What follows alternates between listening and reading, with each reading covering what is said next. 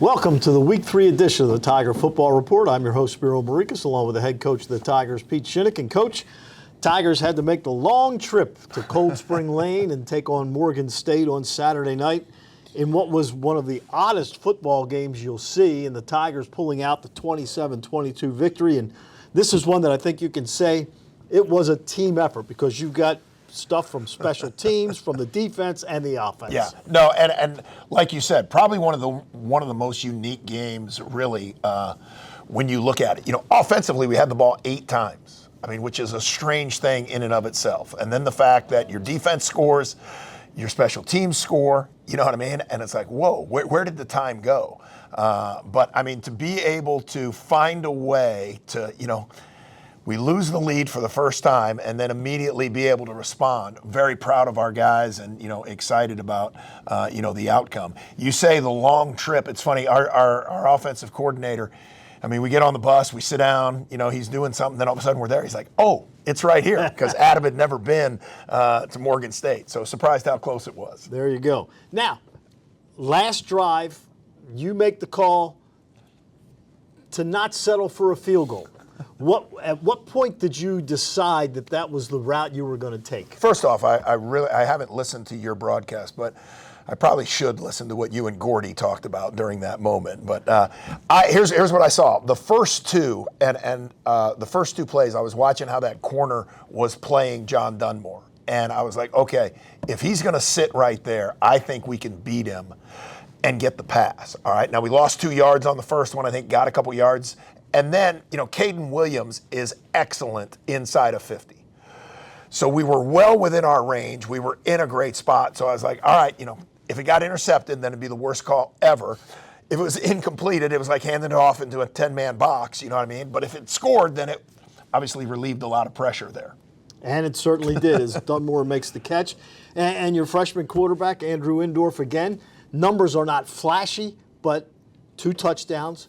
No interceptions. Right, yeah, no, very efficient, I thought threw the ball really well. I think he was, 70+ in completion percentage. He had a couple drop off of some guys, but I was very pleased with how he handled himself for the most part. There's a couple of scrambles, and a couple hits that he took that I'd love to have back, but that's him growing, that's him learning.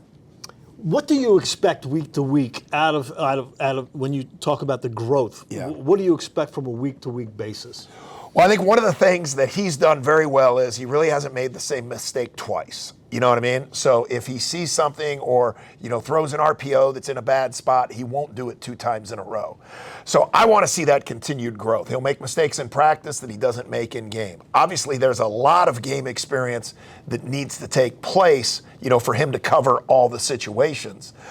But I just love the growth that he's had every week of saying, okay, I made this mistake game 1. I'm not doing it game 2. I made this mistake in game 2. Hopefully now against Maryland, we're not making the same mistakes we've made in games 1 and 2, which I haven't seen him do, but want to see him continue to do that, And speaking of which, the MEAC portion of your schedule is now over, and it's time to go to the Big Ten and take on the Maryland Terrapins. They are 2-0. They are a team that has shown real offensive weaponry at time in their freshman quarterback. He's having, much like Andrew, a season where he's not turning it over in the first 2 ball games. Correct. No, very electric, very dynamic, strong arm, can make every throw. The thing that concerns you really about him is he could be running to his right, and be on the numbers on the right and throw the ball all the way back to the sideline, 30 yards downfield on the left sideline. So, he can make every throw. You've got to cover every guy. If not, he can get the ball to him. And he's being very smart. I think Pep Hamilton's doing a great job getting the ball out at times quickly, but then also giving him some pretty clean reads.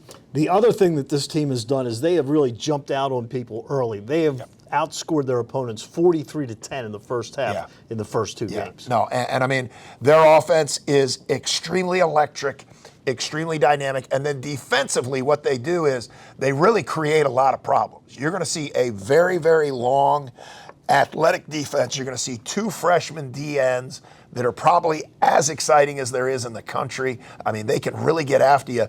But then they play a lot of man coverage and they play a lot of different zone combinations where everybody's close to the ball, it seems like.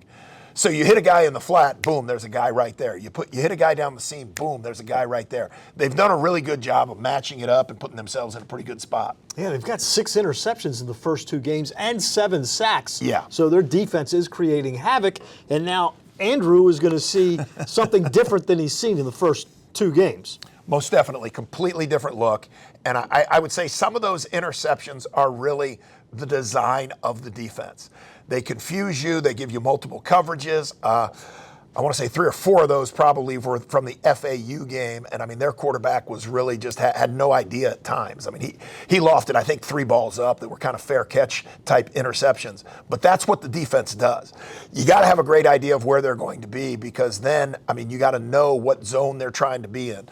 They rotate post-snap, they rotate pre-snap. They do a lot of stuff where you sit there and go, okay, we better be dialed in. So this week of practice has really been just getting him focused on, all right, you got to be able to see things pre-snap and post-snap in order to be right. Your first game ever as a head coach at Towson was against Maryland. How do you feel this time as opposed to how you felt first game ever as head coach at Towson? Yeah. No, I really like where we're at as a team, and I really like the growth and the development that we're at.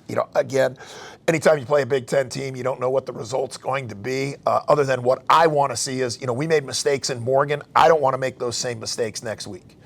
And so we've really just challenged the guys this week, get better, get better, get better. Continue to do what you do, improve, help ourselves out. But I think we got a much better team than we had 2 years ago. I think we're at a much further along place than we were 2 years ago. We'll find out on Saturday. All right, we will have the call for you, 12 o'clock, Gordy and I, on TowsonTigers.com. For the head coach of the Tigers, Pete Shinnick, I'm Spiro Marikas. Thanks for tuning in to another edition of the Tiger Football Report.